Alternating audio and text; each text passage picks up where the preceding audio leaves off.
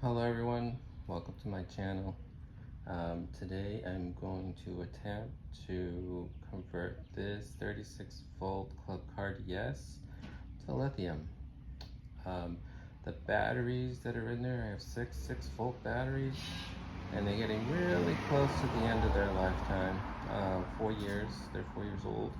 So I just decided to just try and let's go to lithium, because I've seen a lot of videos on people doing this. Not very many explanations on how to, so I figured I could make a video and work through it and share my experience with you. I'm going to pick you up for a second because we're going to go and take a look at the golf cart. Here's our 6 volts, and I want to show you the battery that I got. This is DCHouse 38 volt 100 amp hours battery. So we're going to be putting that in place of the 6 volts that are currently in here. One of the things I wanted to go over real quick while I have you here is no one really talks about how this giant circuit works. Basically, it's a circuit. So I just want to go through it real quick so that we both can understand how this works. All right, so you have 6 batteries that are in series. You can see them all connected, negative to positive, all the way around. And at the very end of the circuit, you have your negative and you have your positive. So let's just take a look at this negative wire here.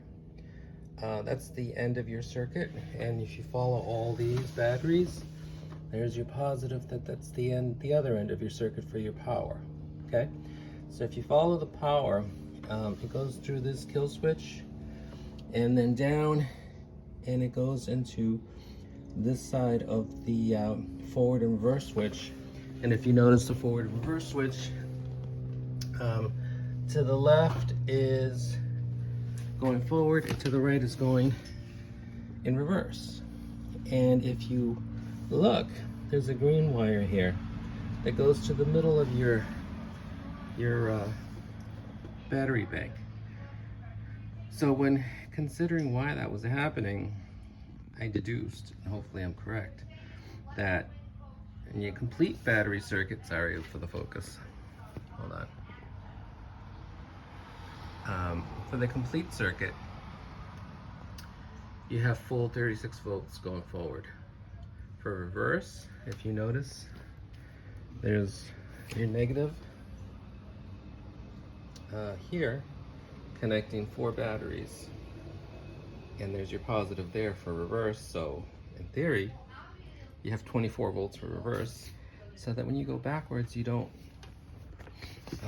go in reverse really fast. So it's only giving the motor 24 volts for reverse. So that's going to be a problem because our battery is just 36 volts all the time. There's no 24 volt second selector. So going in reverse is going to be a problem. So we'll see if we can figure it out. I believe I've seen others just connect the green wire directly to the battery. So when you go in reverse, you have a full 36 volts. Hopefully that won't damage the motor, but hopefully we won't be going to reverse that often. If we do, we're just going to touch the gas pedal so we don't go that fast. The other issue we have to account for is this vglide has a micro switch in it that needs to be grounded, so we'll have to get to that when we get to that. But for now, what we're going to do is remove the batteries. That's the only thing we're going to account for right now. And then we'll have to come back and go over the rest. As far as these other wires, I believe some of these wires are so that the charging works. So we're going to remove those because we're not going to need that anymore. And I believe we also have another wire there for accessories. We have a radio on this cart and lights. So we're going to have to rewire that as well. So for now, let me remove these batteries and get back to you. But one of the issues I'm going to have is there is hump on the aluminum there that goes straight up in the air. You can see that battery is below it, and then the other side is on par with it, even. So we might have a tilted battery, or I've seen people remove the resistors that are there and this little bar that's going across, and then stick the battery going straight back. So I might have to do that. So let me remove these batteries, and then I'll get back to you on what's next. Thanks. So just real quick, I removed the negative from the circuit, put it off to the side for a minute, and you can see these other little wires here. This white one, if you follow it, goes into the charging receptacle for negative. This is white. And if you follow the positive, there's a red one here. If you follow it all the way, it goes into the same receptacle. So there's your charging, this white and this little red and this little white. And then this connector here is for my lights, which I believe there's another one somewhere where I convert it to 12 volts from 36 volts so that I can do lights and radio. So that's all that wire is. All right, so let me just get back to removing all of this. Okay, the batteries are out, and you can see the hump, the aluminum hump I was telling you about. That's the frame that starts at the bottom and then works its way up. The batteries, the 6 volts sat on each side of this, so it was not an issue. But now that we want to put that giant monstrosity in here, we got to figure out if we're going to remove this aluminum piece and the resistors at the bottom and move them to the side like I've seen others do, and put it in lengthwise there, or if we can figure something else out. Remember, also we're trying to avoid the solenoid that's down here, so we don't hit it. So that's another issue that we have to consider. So let me ponder this for a moment, and I'll get back. Okay, I removed the heat shield that was on top of the resistors, and I unhooked the resistors so it's not just hanging loose. I'm going to be moving that over there to have this room here for the lithium battery. One thing to note though, this plug connects to your motor, so it's not going to be long enough, so I'm going to have to extend it so that I can move this over to the other side. So I will be back once I do that. But these the resistors and the heat shield came off. They're just these screws here. Just get a bolt and you can get them off easily. Okay, be right back. Okay, project complete. So you can see I had to use a drill socket, drill out some new holes in the aluminum, which was very simple to do. There's the other one there. You can see it. Got some shavings here, aluminum shavings, but clear them out. This should be fine. So now it's over here, and you can see I don't have the shield on, but I'll figure that out later. I had to move all the cables out of the way of the coils, and now I have to reconnect this guy here back to the battery. I'm sorry, the motor, but it's not long enough, so I gotta make a new cable and wire it from the motor and to the resistors. So I'll do that and I'll be right back. As you can see, I connected a new wire to the end of the resistors here. It goes underneath the frame because it was a little long. Goes up there, goes a little high, and it gets connected to where the old cable was. Sorry about the focus. So now the resistors are working to vary the speeds. So like I said, we had to do that in order to move the resistors to this side so that I can have room for the battery. So now let's go ahead and put the battery in and see how it looks. It's going to be a little crooked, I think, but for now it'll be alright. Okay, there it is. Look how much space that takes up compared to what was there before. It is slanted like I said it would be. I'm going to try to shore it up so it's not as slanted. But for now, I just wanted to show you how it looks. After I cleared out the resistors, moved them over there, and put the battery in. So, alright, I'm going to connect the battery up and see if it works, and then figure out the slantage at a later time. Okay, I wired this back up, and a couple of things. I wired the charger back up. So here's the charging receptacle. There's white and a red. White would be on the negative and red on the positive. And I did that because I still have to ground the negative on the vglide, and I haven't done that yet. So I'll just connect these so that it be grounded. Here's your forward and reverse, the red and the green. And then this other cable, I believe, is for my headlights and such. So just to test it, I did turn the key, and I did hit the gas pedal, oops. And it does lunge forward. So I'm gonna do some more testing and make sure everything's okay. Go for a ride, tie this battery down so it doesn't move, and with a ratchet strap, and I'll be back. I took it for a drive. Everything runs great. I'm very happy with it. What I did recently is just clean up the wires. I put some tubing around some wires that I had for speakers, some I had for power. You can see here's 48-volt wire that I cleaned up. If you follow this, it goes over to my my 36 to 12 volts, so that I can have my stereo and lights. And so there's my power wire, his speakers, and I believe also wires to my rear lights are here. So like I said, I cleaned it all up. I cleaned up a little bit of the mess that was down here. There was dirt everywhere. I made the wires a little better so they're out of the way, they're not touching. Made sure of that.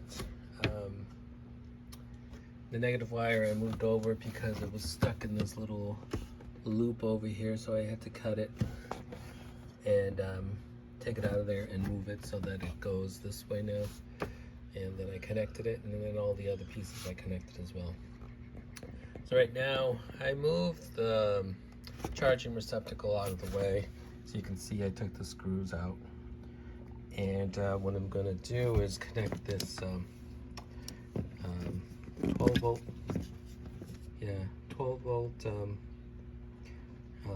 alternating current plug, so that I can connect it to my charger on the other side. I got this on Amazon. And mount the charger inside somewhere so that I can charge it. But so for right now, I just moved the receptacle out of the way, and like I said, I connected it just because I needed to ground my vglide. So for now, that's what I chose to do for now. I might remove it completely later because those wires aren't really necessary, because I'm never going to use that charging port again, because it wouldn't work with this battery anyway. So for now, it's out of the way. I got the hole all set, so let me see if I can connect this in somehow, make new holes or whatever. Let's see what I can do. I'll be back. Okay, it's done. As you can see, I did put in a little electrical tape on the sides just because there was a little gap after I was done, because this did not completely close in the circle. So I had to go in and just cover up the holes that you could see if you put this in.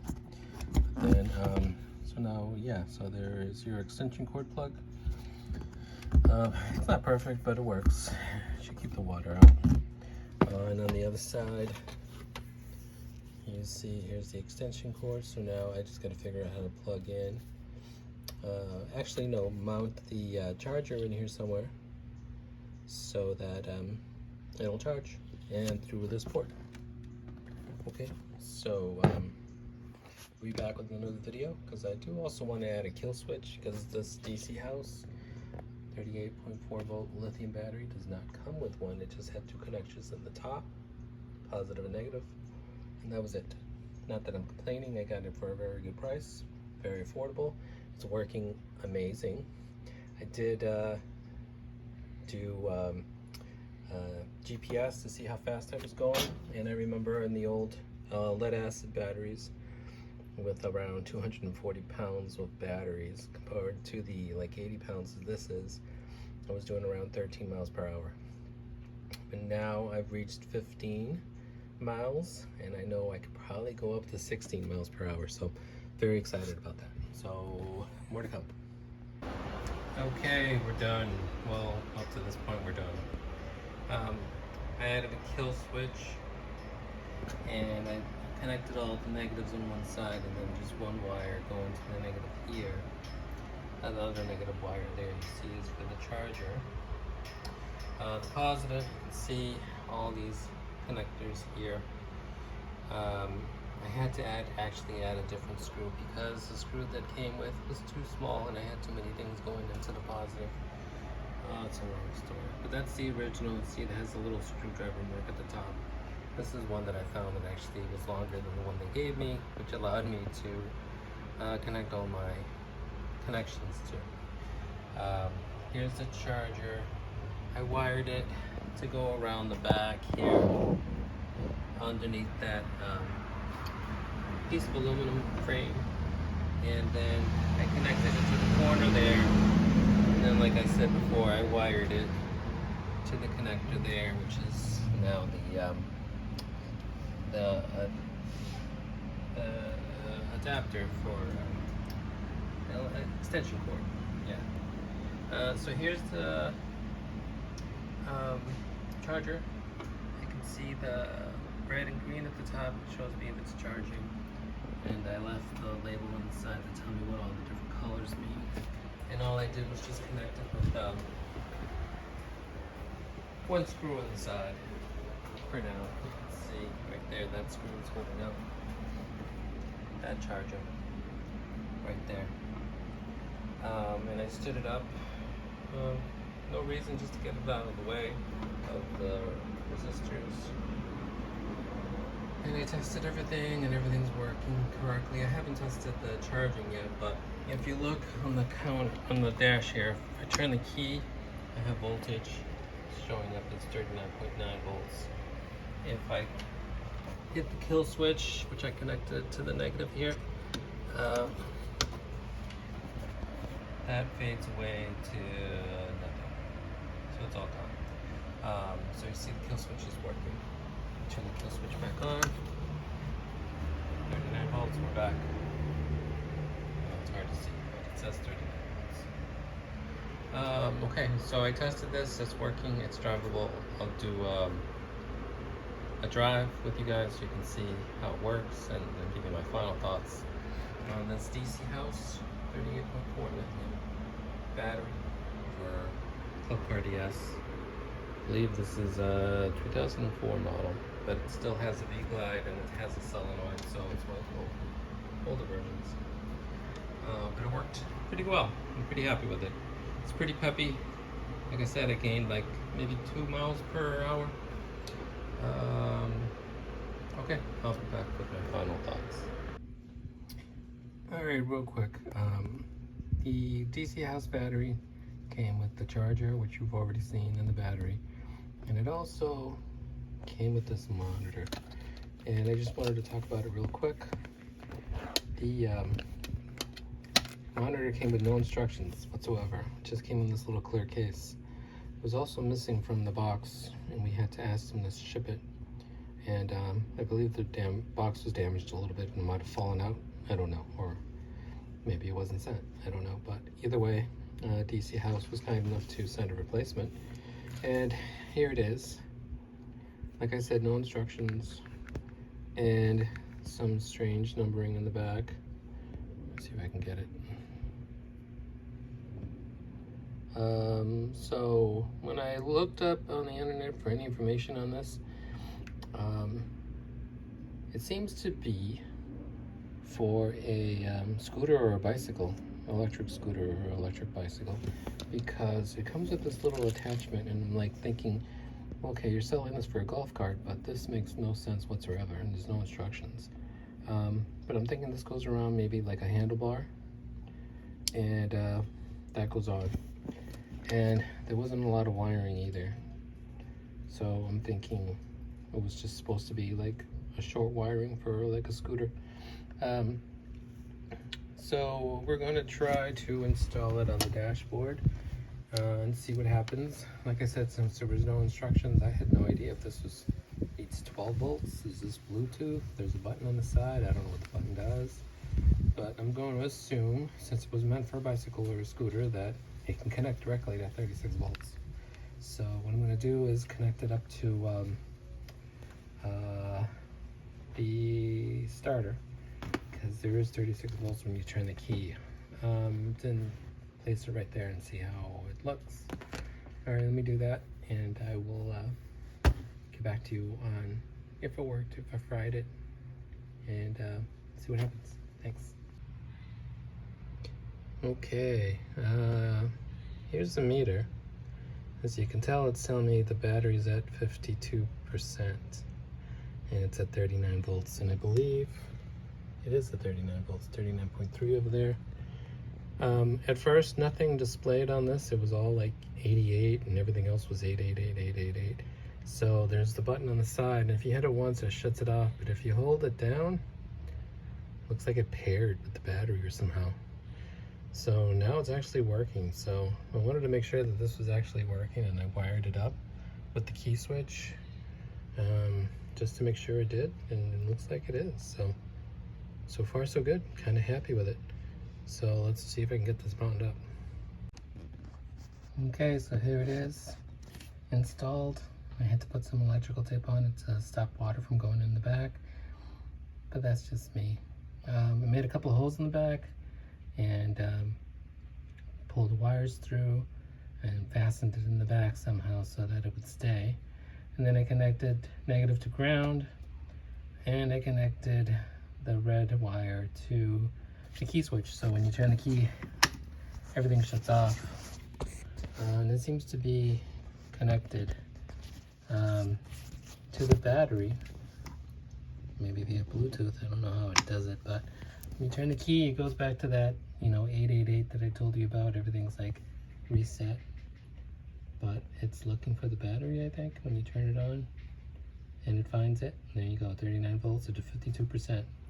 So that's a good meter to have, because it tells you when you need to charge your battery. So with lithium, the voltage seems to stay high. So whenever you hit the gas and go, it stays around 38 volts even when the batteries are like low. Here it's like half of the battery is remaining, and it's still at 38 volts, and you really don't know when it's time to charge, but that 52% really gives you the information you need to know. So that is key. With lead acid batteries, what I was noticing is, when I charge the battery, it would be around 39, 38.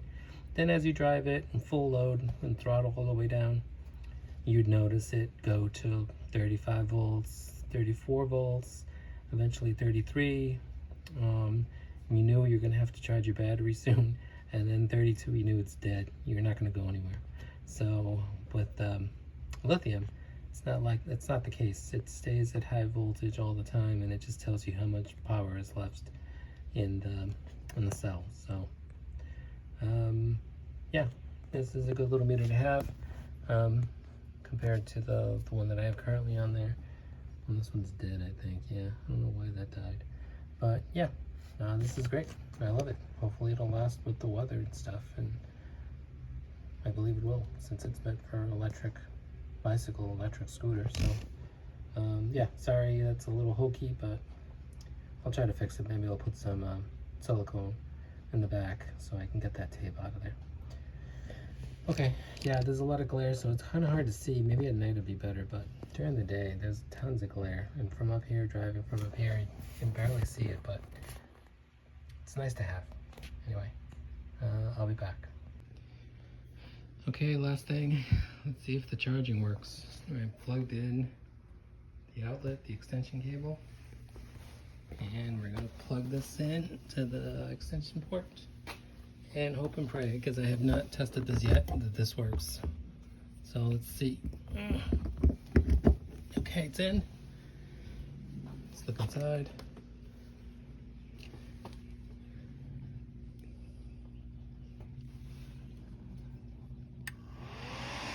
And goes the charger. There's the charger. Okay, that works. Extension port for the charger itself. You can hear it. It took a little bit. There we go. We're charging. Okay, great. Everything works. Very excited. Very happy. So final notes before we end this video. I just wanted to go over the app that comes with the DCHouse battery. I installed it on my iPad here, and it helps you through connecting it via Bluetooth to your battery. And it shows up here. It's not connected at the moment, but after you go through all the questions it asks, it'll show up here, and then you just have to click it and it'll connect to it. And it'll give you some information. Let's see what happens. Let's give it a minute. Connection failed. Oops, try it again. Okay, I wasn't sure why it wasn't connecting, but here it is. And it finally connected, and it's telling me that the battery level is 76%, which matches probably to, oh, let me turn this on. Let that connect and see what happens. It gives you information, like if it's charging, it would say charging. Right now it's standby because we're not moving. Give you some remaining battery capacity in amp hours, so you'll know exactly, well, you probably got around 70 hours left to be driving. Some of the data here, let's see. Total voltage. Yeah, same stuff that was on the first screen. Oh, I can give you information about each individual cell. Looks like there's 12 cells, 3 volts each. This guy's at 2, but still doing pretty good. And any notifications? The only notification I saw was when I was charging it, overcharged, and they gave me a warning that it was going too high. It was over 40 volts, and I believe it stopped. So the battery management system in the DCHouse is built in, so anything like that, overheating, overcharging, will stop it from damaging the battery. So you don't have to worry about things like that, but it will tell you when stuff like that happens. All right, so let me turn this off for a sec. Let's try it again. Yeah, that's probably what it is. You can have only one Bluetooth connection at one time, and I believe this device is Bluetooth connecting to the battery. Let's see if it comes up.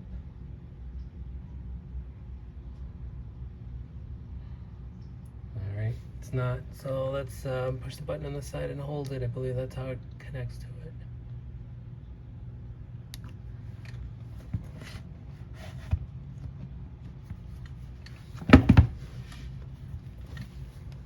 See if it comes up now.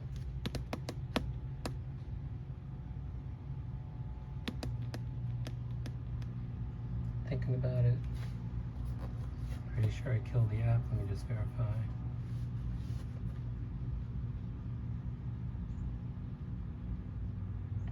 Oh no, it's still there. Hold on.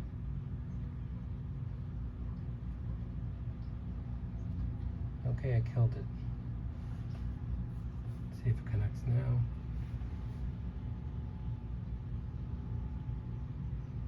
Let's try it one more time. Oh, there it is. 76. There you go.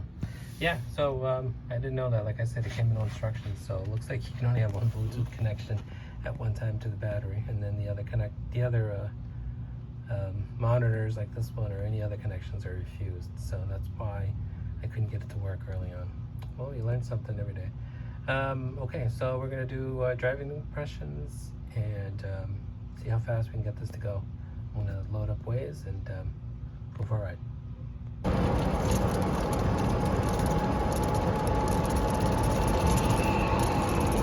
So I'm back. Unfortunately, I couldn't get the speedometer to work on my iPad. I believe it only works with an iPhone because it has all the necessary stuff to do that. Waze is giving me 0 miles per hour. Bye. I did notice when I used it on my phone that I got it up to 16 miles per hour. So definite speed increase from the lead acid batteries. Top speed was 13 miles an hour, and I can go up to 16 now. So very happy with the results. Anyway, it's very peppy, like I said. Everything looks great so far.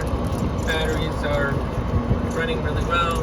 Actually, the one battery is running really well. I'm really happy with the purchase. It was a great price. The only thing I would say, is that there is no shut off on the battery, so no kill switch. But the price makes up for it, in my opinion.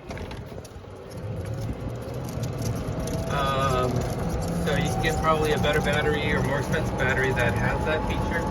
It didn't matter to me because I can just add a kill switch myself. So that would be the only thing I'd want extra that this battery didn't come with. So anyway, that's all I have for now. I'm going to sign out. I hope you enjoyed the video. Everything's running great. Leave comments if you want, and I'll try to respond to you as best I can and how I did this, and any gotchas along the way to do this. All right, everybody, take care. See you. Bye.